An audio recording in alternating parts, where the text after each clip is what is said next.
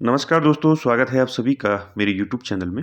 तो दोस्तों, आज की वीडियो काफ़ी इम्पोर्टेंट रहने वाली है आप सभी के लिए और सभी लोग जो है अपनी अपनी तैयारियों में लगे होंगे। तो दोस्तों, आज हम स्टार्ट करने वाले हैं अ, उत्तराखंड परीक्षा वाणी का जो है ऐतिहासिक संक्षिप्त की देखेंगे।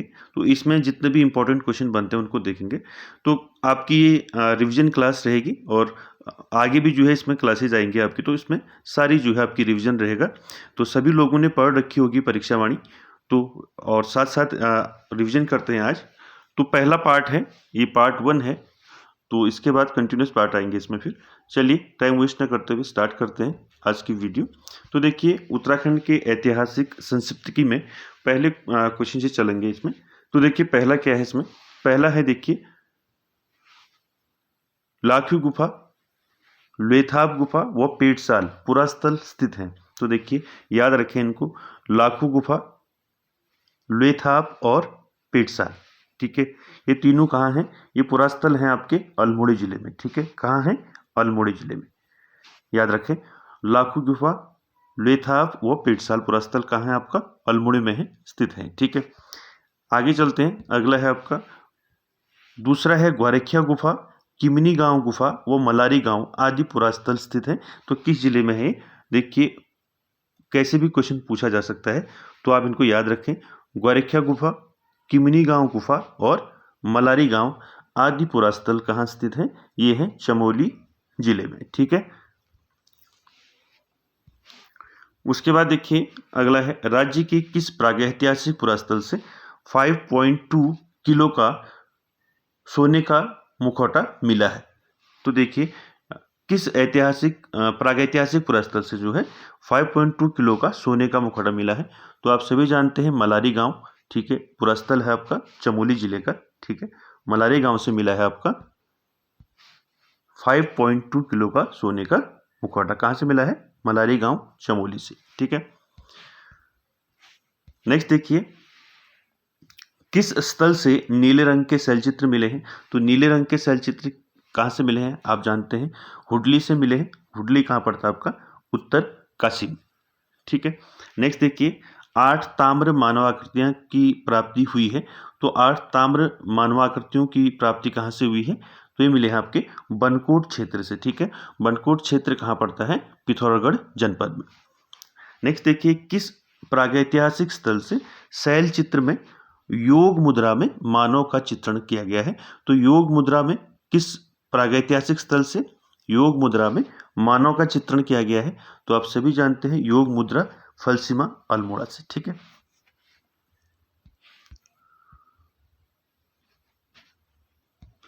नेक्स्ट देखिए, ये है, नेक्स्ट है आपका, 14 नर्तकों का सुंदर चित्रण किस शैल चित्र में किया गया है? देखिए, 14 नर्तकों का सुंदर चित्रण किस शैल चित्र में किया गया है? तो आपका कसार देवी। ठीक है, कसार देवी कहाँ पड़ता है आपका?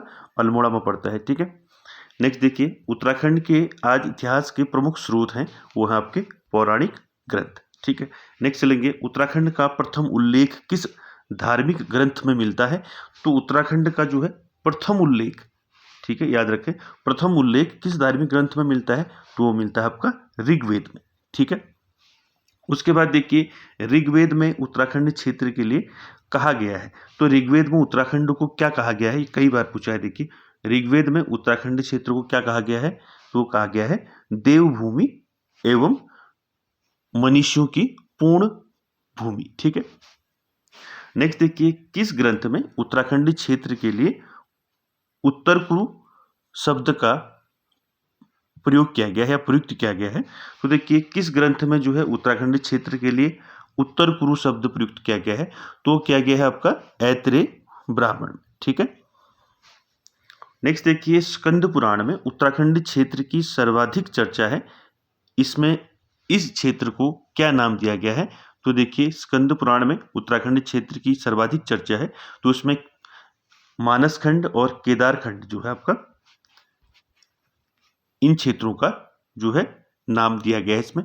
ठीक, अगला क्वेश्चन देखेंगे। अगला है, देखिए, हरिद्वार, जिसको हम माया क्षेत्र भी कहते हैं, हिमालय तक के विस्तृत क्षेत्र को स्कंद पुराण में क्या कहा गया है? देखिए गढ़वाल क्षेत्र जिसे हम कहते हैं, केदारखंड बोलते हैं इसको, तो केदारखंड या गढ़वाल क्षेत्र का गढ़वाल का क्षेत्र कहाँ से कहाँ तक है? ये है आपका हरिद्वार माया क्षेत्र से लेके हिमालय तक के विस्तृत क्षेत्र को स्कंद पुराण में क्या कहा गया है? केदार खंड कहा गया है, गढ़वाल क्षेत्र। ठीक है, वैसे ही कुमाऊं क्षेत्र का देखिए स्कंद पुराण में नंदा देवी पर्वत से लेके कालगिरी तक के क्षेत्र को क्या कहा गया है? इसको कहा गया है मानस खंड। ठीक है, कुमाऊं क्षेत्र, यानी कि कुमाऊं क्षेत्र को हम मानस खंड बोलते हैं और गढ़वाल क्षेत्र को बोलते हैं केदार खंड। ठीक है, फिर देखिए अगला, मानस खंड और केदार खंड के संयुक्त क्षेत्र को पुराणों में कहा गया है। देखिए कुमाऊं क्षेत्र और गढ़वाल क्षेत्र कहने का मतलब ये है। ठीक है, मानस खंड और केदार खंड यानी कि कुमाऊं और गढ़वाल क्षेत्र के संयुक्त, इनके दोनों के संयुक्त क्षेत्रों को पुराणों में क्या कहा गया है? वो कहा गया आपका, बताओ क्या कहा गया है? उत्तरखंड या ब्रह्मपुर या खसदेश कहा गया है। ठीक है, नेक्स्ट क्वेश्चन देखिए, पाली भाषा के बौद्ध साहित्यों में उत्तराखंड क्षेत्र के लिए प्रयुक्त शब्द। तो देखिए ये क्वेश्चन कई बार पूछा है, तो देखिए बौद्ध साहित्यों में उत्तराखंड क्षेत्र के लिए क्या नाम है? तो क्या प्रयुक्त किया गया है नाम? तो बौद्ध साहित्य में उत्तराखंड को कहा गया है हिमवंत। क्या कहा गया है? हिमवंत। कई बार पूछा है हिमवंत, याद रखें। नेक्स्ट देखिए, गढ़वाल क्षेत्र को पहले कहा जाता था, तो गढ़वाल क्षेत्र को पहले कहा जाता था बद्रिकाश्रम क्षेत्र, तपोभूमि एवं केदार खंड। नेक्स्ट देखिए, मनुष्यों के आदि पूर्वज मनु का निवास स्थान व धनाधिपति कुबेर की राजधानी थी, तो कहाँ थी? अलकापुरी। नेक्स्ट देखिए, नेक्स्ट क्या है आपका? गणेश गुफा। देखिए गणेश गुफा, नारद गुफा और मुचकुंद गुफा, व्यास गुफा एवं स्कंद गुफा, ये कहाँ स्थित है? तो ये सारे जो है आपके कहाँ स्थित हैं? बद्रीनाथ के पास स्थित हैं, यानी कि चमोली में। ठीक है, गणेश गुफा, नारद गुफा, मुचकुंद गुफा, व्यास गुफा, स्कंद गुफा, ये स्थित है आपके बद्रीनाथ के पास चमोली। नेक्स्ट देखिए, भगवान राम ने अपने अंतिम समय में किस स्थान पर तपस्या की थी? तो देखिए राम ने जो है अपने अंतिम समय में किस स्थान पर तपस्या की थी? तो की थी देवप्रयाग में। ठीक है,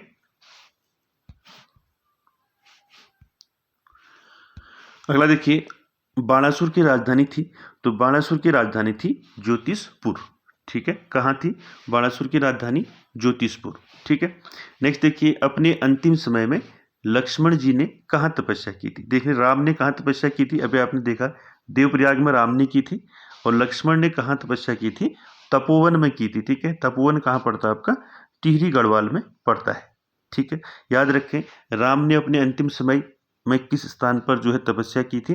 देवप्रयाग में की थी, और लक्ष्मण ने जो है अपने अंतिम समय में कहाँ तपस्या की थी? तपोवन में की थी, टिहरी गढ़वाल।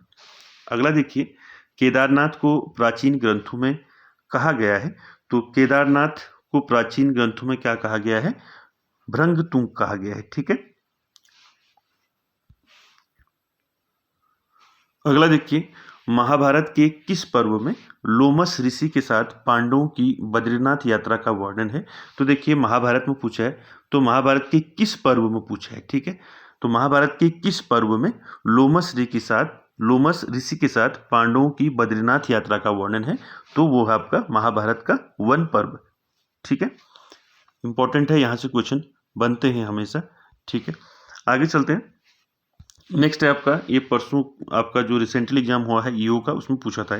महाभारत के वन पर्व के अनुसार पुलिंद राजा सुबाहु की राजधानी पूछिए, तो उसमें सीधे श्रीनगर किस पुलिंद राजा की राजधानी थी? इस टाइप का कुछ आपका सुबाहु, इस टाइप का कुछ क्वेश्चन आया था रिसेंटली जो है, तो आप इसको याद रखें। महाभारत के वन पर्व के अनुसार पुलिंद राजा सुबाहु की राजधानी कहाँ थी? श्रीनगर थी, ये याद रखें आप। ठीक है, वन पर्व यानी कि महाभारत के वन पर्व के अनुसार पुलिंद राजा सुबाहु की राजधानी कहाँ थी? श्रीनगर। नेक्स्ट क्वेश्चन देखिए, प्राचीन काल में गढ़वाल क्षेत्र में कौन से दो विद्यापीठ थे? तो देखिए प्राचीन काल में गढ़वाल क्षेत्र पूछा है, तो गढ़वाल क्षेत्र में दो विद्यापीठ कौन कौन सी थी? वो थी आपका बद्रिकाश्रम और कड़वाश्रम। ठीक है। नेक्स्ट देखिए, दुष्यंत और शकुंतला का प्रेम प्रसंग जुड़ा है, तो कौन से आश्रम से जुड़ा है? दुष्यंत और शकुंतला का प्रेम प्रसंग जुड़ा है आपका कड़वाश्रम से, जो आपका पौड़ी जनपद में पड़ता है।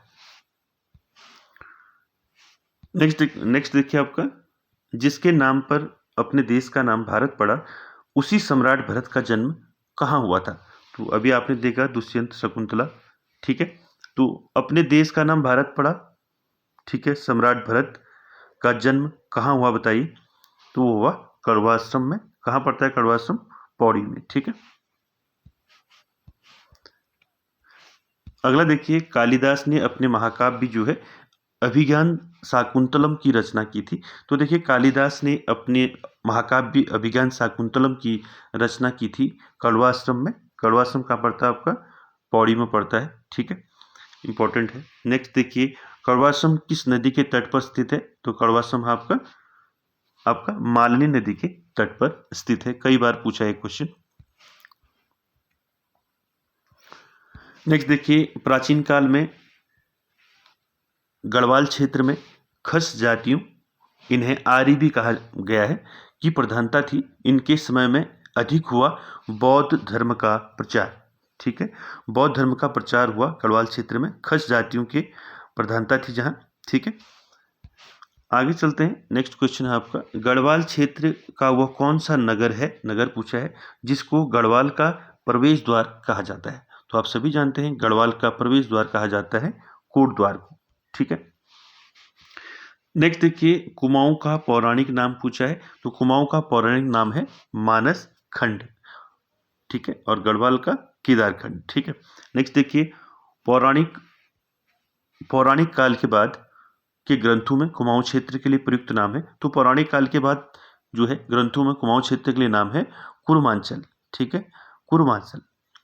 नेक्स्ट देखिए, कुमाऊं क्षेत्र का सर्वाधिक उल्लेख किस पुराण में है? तो कुमाऊं क्षेत्र का सर्वाधिक उल्लेख आपका स्कंद पुराण में।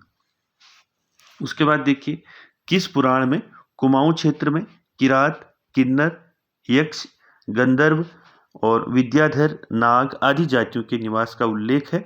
तो इन जातियों का जो है निवास का उल्लेख जो है कहाँ है? वायु पुराण में, ब्रह्म एवं वायु पुराण में। ठीक है।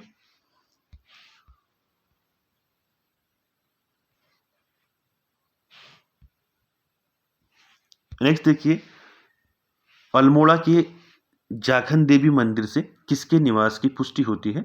तो देखिए अल्मोड़ा में मंदिर है आपका जाखन देवी मंदिर, तो इस मंदिर में किसके निवास की पुष्टि होती है? तो ये होती है यक्षों की। ठीक है। नेक्स्ट देखेंगे, कुमाऊं क्षेत्र में स्थित अनेक नाग मंदिरों से पुष्टि होती है नागों के निवास की। ठीक है। नेक्स्ट देखिए, सबसे प्रसिद्ध नाग मंदिर बीनाग या बेनीनाग अवस्थित है, तो कहाँ स्थित है? सबसे प्रसिद्ध नाग मंदिर बीनाग या बेनीनाग कहाँ स्थित है? पिथौरागढ़ में है। ठीक है। नेक्स्ट देखिए, कुमाऊं क्षेत्र में बौद्ध धर्म का प्रचार हुआ, अभी आया था क्वेश्चन, खसों के समय में हुआ। ठीक है। नेक्स्ट देखिए, कालसी, लाखा मंडल, सिरोली मंडल व माणा आदि जगहों से मिले हैं, तो यहाँ से क्या मिले हैं? शिलालेख मिले हैं। ठीक है। नेक्स्ट देखिए, अल्मोड़ा की मुद्राओं पर जिन कुड़िंद शासकों का नाम है वो हैं, देखिए ये क्वेश्चन कई बार पूछा गया है कि अल्मोड़ा की मुद्राओं पर जिन कुड़िंद शासकों का नाम है वो कौन है? तो देखिए कौन कौन से हैं कुड़िंद शासक। पहला है देखिए आसेक, गोमित्र, हरदत्त, शिवदत्त। ठीक है, अल्मोड़ा की मुद्राओं में इन कुड़िंद शासकों का नाम अंकित है। ठीक है, आगे चलते हैं। नेक्स्ट आपका, देहरादून के कालसी से 257 ईस्वी पूर्व का एक पाली भाषा का शिलालेख मिला है, जो कि है आपका अशोक कालीन। ठीक है, जो कालसी में जो शिलालेख है अशोक का देहरादून में, तो वो 257 ईस्वी पूर्व जो है एक पाली भाषा में ये शिलालेख मिला है आपका कालसी में। ठीक है, जो पूछा भी जाता है कालसी अभिलेख जो है किस शासक से संबंधित है?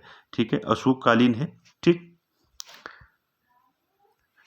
नेक्स्ट देखिए लाखा मंडल से प्राप्त शिलालेख है, तो लाखा मंडल देहरादून, ठीक है, तो लाखा मंडल आपका देहरादून में पड़ता है, वहां से प्राप्त शिलालेख है आपका राजकुमारी ईश्वरा का शिलालेख। नेक्स्ट देखिए त्रिशूल लेख प्राप्त हुआ है, तो त्रिशूल लेख कहां से प्राप्त हुआ है? त्रिशूल लेख प्राप्त हुआ है गोपेश्वर व बाड़ाहाट से, ठीक है, गोपेश्वर व बाड़ाहाट से जो है त्रिशूल लेख प्राप्त हुए हैं।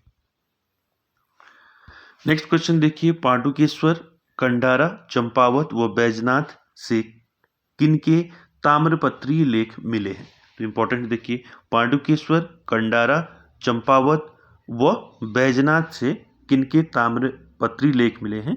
तो मिले हैं कार्तिकेयपुर राजाओं के, ठीक है, कार्तिकेयपुर राजाओं के मिले हैं, जिससे हम कतूरी राजा भी कहते हैं, कतूरी, ठीक है। आगे चलते हैं।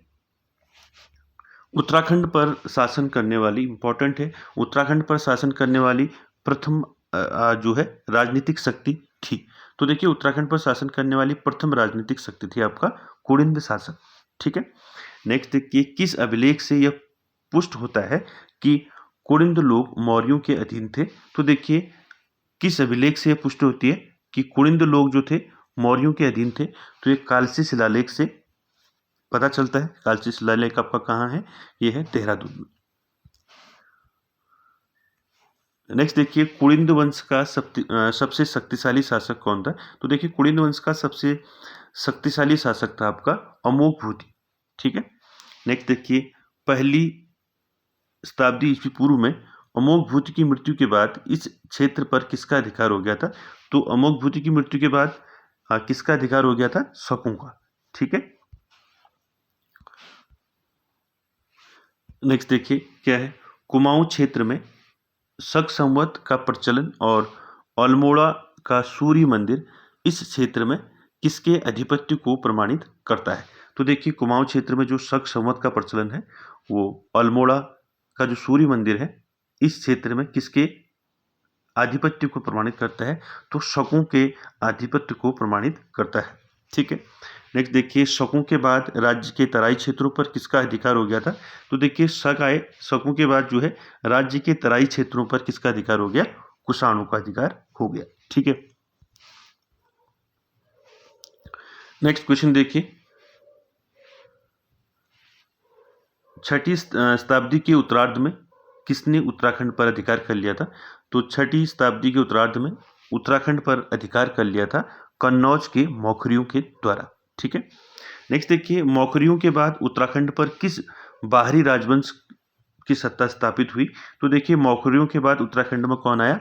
वर्धन वंश, ठीक है, वर्धन वंश आया उसके बाद मौखरियों के बाद, ठीक है।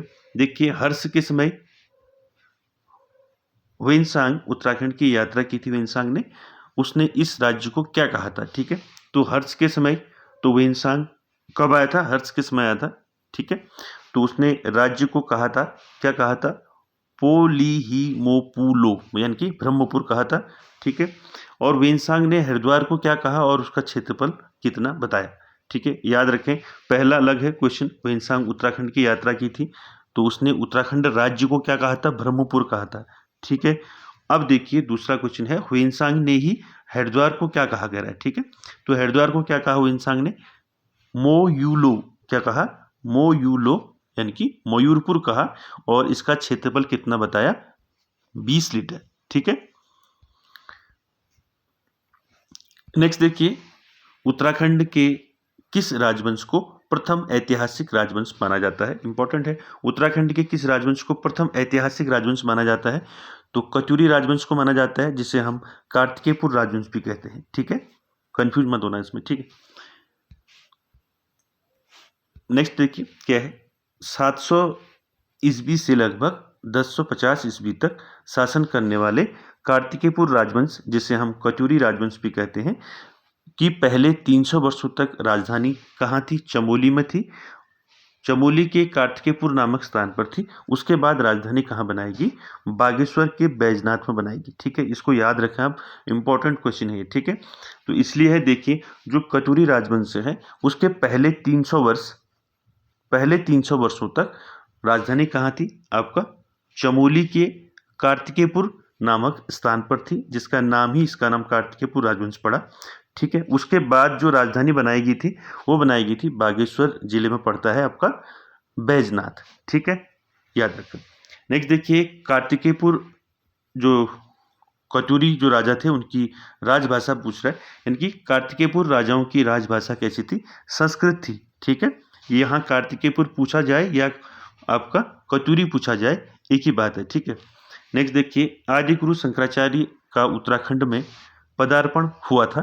तो आदि गुरु शंकराचार्य जो है उत्तराखंड में पदार्पण हुआ उनका कार्तिकेयपुर शासकों के काल में, यानी कि कटूरी शासकों के काल में आदि गुरु शंकराचार्य उत्तराखंड आए थे। ठीक है, तो दोस्तों ये है आपका आज का पार्ट 1, जिसमें हमने महत्वपूर्ण क्वेश्चनों पर बात की, और आगे भी इससे आगे जो हम क्वेश्चन देखेंगे वो पार्ट 2 में देखेंगे, जो आगामी परीक्षाओं हेतु आप सभी के लिए काफ़ी इंपॉर्टेंट रहेगा।